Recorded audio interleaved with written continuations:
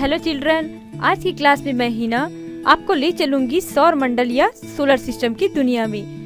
हिंदी में इसे सौर मंडल भी कहते हैं। चलिए आइए देखते हैं सोलर सिस्टम क्या है। The solar system is made up of the sun and all of the smaller objects that's move around it. Apart from the sun, the largest members of the solar system are the 8 major planets. सौर मंडल सूर्य और कई छोटे छोटे object से मिलकर बनता है। सोलर सिस्टम में सूर्य और 8 मुख्य प्लैनेट्स है। आइए बच्चों ध्यान से देखते हैं ये प्लैनेट्स कौन कौन से हैं। ये है सूरज, जिसे हम इंग्लिश में सन कहते हैं।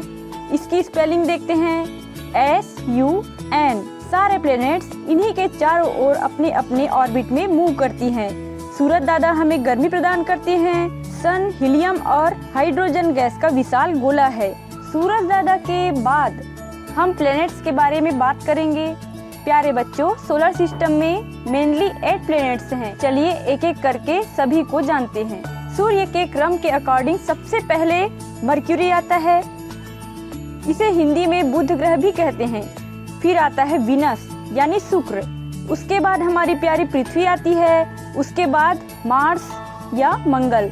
उसके बाद देखिए जुपिटर यानी बृहस्पति, फिर शनि, सैटर्न, अब यूरेनस, अरुण और अंत में 8वां है नेपच्यून या वरुण। ये रहे सारे ग्रह।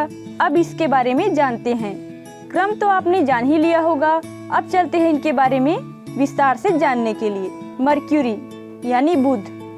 मर्क्यूरी सबसे छोटा प्लेनेट है और यह सन के सबसे पास का ग्रह है। फिर भी यह हॉटेस्ट प्लेनेट नहीं है। क्यों प्यारे बच्चों, सरप्राइज हो गए ना? इसका कारण है कि गर्मी के कारण इसका पूरा एटमॉस्फेयर नष्ट हो चुका है, जिसके कारण most of the sun rays को यह ऑब्जर्व कर लेता है। इस प्लेनेट का कोई नेचुरल सैटेलाइट नहीं है। शुक्र ग्रह यानी वीनस। वीनस का साइज लगभग अर्थ के ही बराबर है, इसलिए इसको अर्थ का सिस्टर भी कहा जाता है। यह सबसे हॉटेस्ट प्लेनेट है। इसके एटमॉस्फेयर में कार्बन डाइऑक्साइड गैस भरा होता है। यह सबसे चमकीला यानी ब्राइटेस्ट प्लेनेट है। इसे मॉर्निंग स्टार या भोर का तारा भी कहते हैं।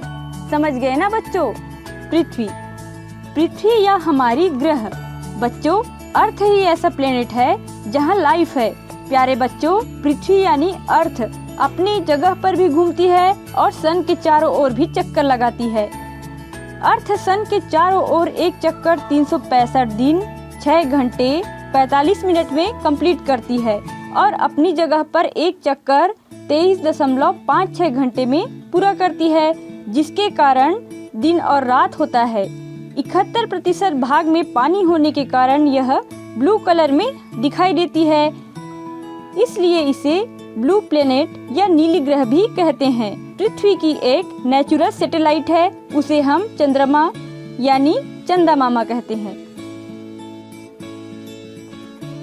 मंगल ग्रह यानी मार्स। मंगल ग्रह को रेड प्लेनेट यानी लाल ग्रह भी कहते हैं। आयरन ऑक्साइड होने के कारण यह लाल रंग दिखाई देता है। मंगल ग्रह हमारे अर्थ से भी छोटी है। मार्स के 2 नेचुरल सैटेलाइट हैं। मंगल ग्रह में निक्स ओलंपिया नाम का एक माउंटेन है, जो साइज में माउंट एवरेस्ट से भी 3 गुना ज्यादा ऊंचा है। क्यों, चौंक गए ना? बृहस्पति। सभी ग्रहों में से सबसे बड़ा ग्रह बृहस्पति है। इसे इंग्लिश में जुपिटर कहते हैं।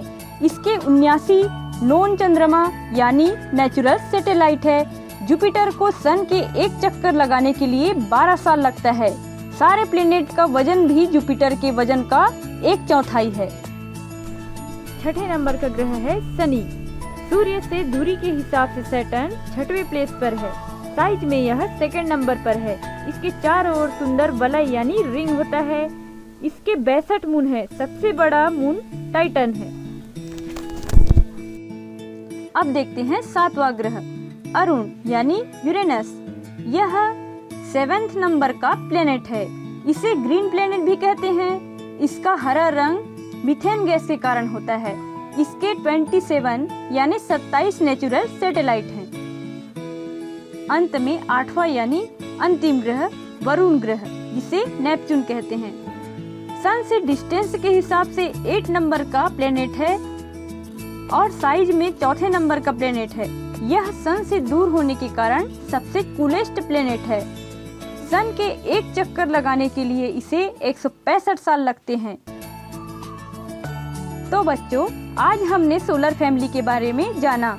अभी और भी बहुत कुछ जानना बाकी है, उसे अगली क्लास में देखेंगे। नए हैं तो चैनल को सब्सक्राइब करें और वीडियो को लाइक जरूर करें। Thank you.